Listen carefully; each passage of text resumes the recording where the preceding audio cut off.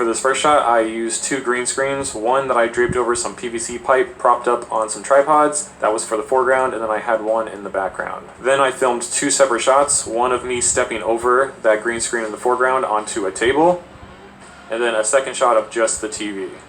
I brought both of those clips into Premiere, masked out myself and the table from the green screen clip, used Ultra Key to get rid of the green, dragged my TV footage under the green screen clip, rescaled and positioned the shot of me to line up with the bottom of the TV, duplicated that footage, repositioned it, brought the brightness down, increased the contrast, and then dropped the opacity to create a shadow. Then the last thing I did was take a screenshot of the Disney Plus menu screen, scale that down and reposition it to fit the TV, and after all that I have my final result.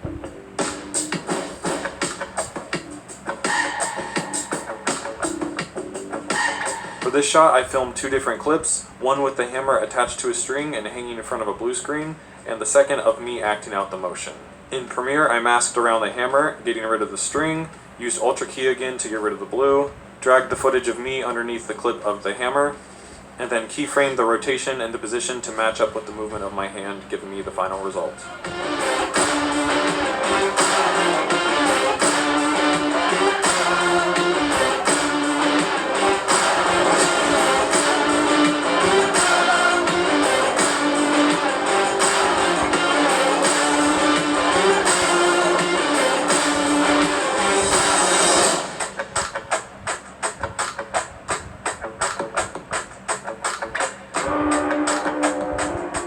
Okay, so for this shot I filmed 4 different clips. The first one was of me in the car acting out like it was taking off and flying, and the green screen in the background. Then for the second clip I filmed it with a drone that I started at the same height and the same angle as the camera that filmed the last clip. Then flew up into the air a few hundred feet and turned the drone to the left so that I can match that movement up with me turning the wheel from the car shot. Then for my last 2 clips I did the same thing, but I shot through the trunk towards the front of the car so I could get another angle in there through the windshield. Filmed my other clip of the drone taking off and turning to the left, then brought all those clips into Premiere, keyed out the green, dragged the drone footage under the clips of me in the car, then timed up the turning of all the clips to give me the final result.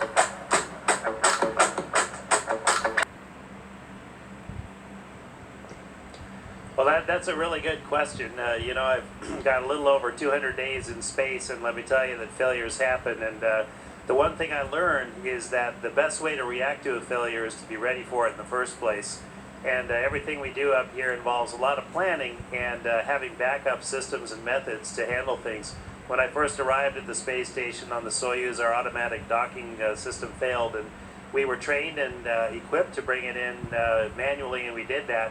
And more recently here, when I had Steve Bowen out on the end of the robotic arm, and he had a big heavy piece of very expensive hardware, and our robotic workstation crashed. And you know, that's not a good place to be, but we had a backup system, and the space station crew, in a very calm, very cool-headed, but very quick response, brought up that secondary workstation, and within a few minutes we were back in business and good to go, and Steve was moving again. So seemed a long time to Steve. But obviously being prepared is the biggest thing, and it's great to see that when everything is in order and the crew reacts to their training and cool heads, and you're back in business really fast. Okay, can you tell us your name? My name is Dylan O'Donnell. And tell us a bit about what you do. Well, you know, I've got a day job running an IT company, but it's really just the front. I make fake pictures for NASA. All of my astrophotography is just, it's not real, it's 3D art. It's we put it together in Blender and Photoshop and a whole bunch of other tools. It takes a while, but the results I think are pretty good and have fooled most of the world. So why do you do it? At first I just thought I could,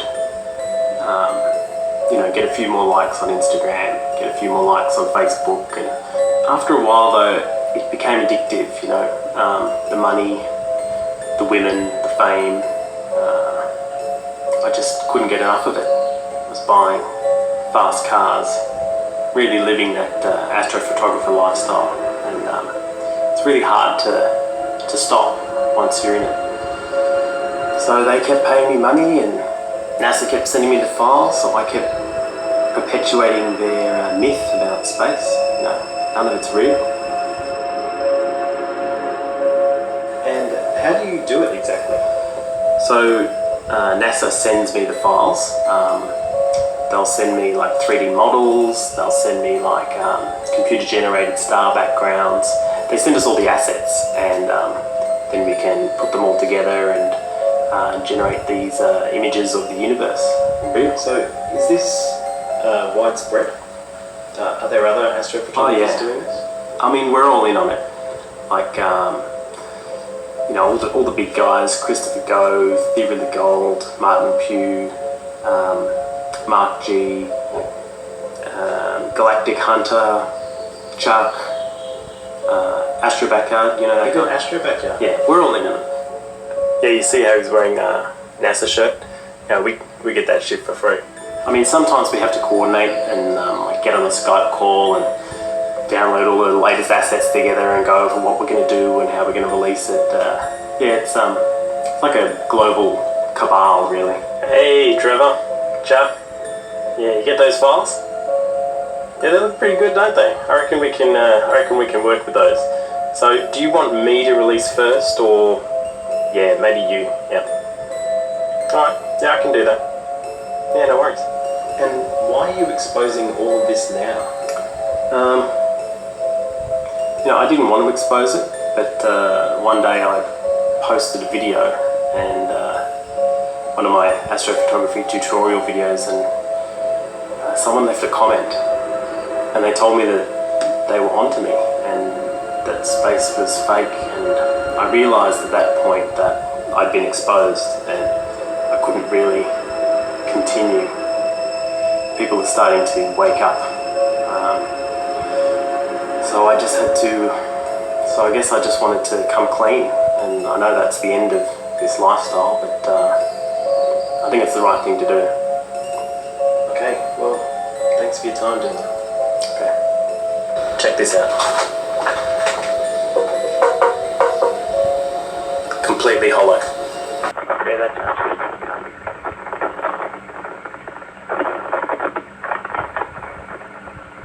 You don't mind a little dirt here and there, do you, Jay?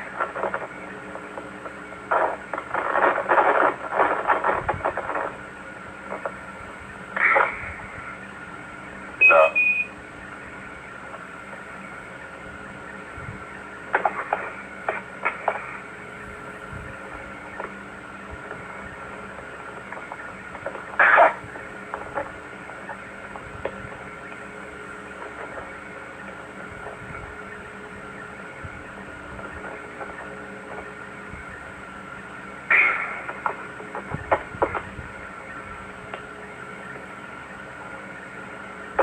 No, dadgummit. Well, hey, Jim, would you go over to help click on those, please? I'm really,